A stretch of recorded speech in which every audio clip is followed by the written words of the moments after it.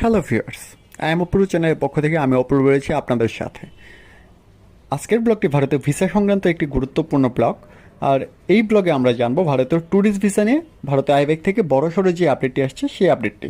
হ্যাঁ, ভারতের tourist visa নিয়ে আমরা বেশ কয়েকদিন যাবৎ বিপাকে ছিলাম। গত 5 আগস্টের পর থেকে ভারতীয় ট্যুরিস্ট ভিসায় ভারতে প্রবেশ করা যাচ্ছিল না। আরও বেশ কিছু প্রবলেম ছিল, সেই প্রবলেমগুলোর সমাধান এখন অনেকটাই হয়ে গিয়েছে। গত 5 আগস্ট থেকে আপনারা জানেন বাংলাদেশের রাজনৈতিক অস্থিতিশীলতার কারণে বর্ডার চলাচলটা কিছুটা অস্বাভাবিক ছিল। শুধুমাত্র মেডিকেল ভিসা এবং মেডিকেল অ্যাটেন্ডেন্ট, তারপর হচ্ছে বিজনেস ভিসা এবং হচ্ছে স্টুডেন্ট ভিসায় যারা ছিলেন তারাই যেতে পারছিলেন। ট্যুরিস্ট ভিসায় আপনারা যারা ছিলেন তাদেরকে যেতে দেওয়া হচ্ছিল না। কিন্তু গত শনিবারে বেনাপোল বর্ডার দিয়ে 1,700 জন লোক ভারতে গিয়েছেন। দৈনিক ইন্ডিপেন্ডেন্ট নিউজ থেকে আমরা সেই খবরটি জানতে পারি। এবং গত রবিবার থেকে বেনাপোলে ট্যুরিস্ট ভিসায়